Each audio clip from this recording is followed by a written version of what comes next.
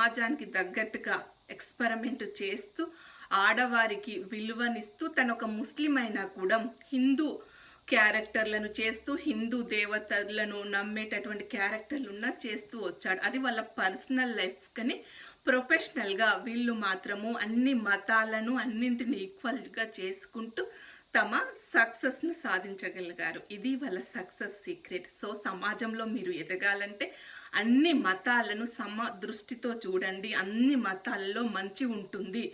మీరు మీ మతమే అని గిరి తీసుకొని ఉండకూడదు. మంచి ఎక్కడ ఉంటే అక్కడ తీసుకొని వాటిని మీ జీవితంలోకి అన్వయించుకోండి. విజయాలను సాధించండి. ఒక విజయం సాధించిన తర్వాత మీరే ఐడియల్గా ఎదుగుతారు. మీరే రేపు సమాజాన్ని నిర్మించబోతారు.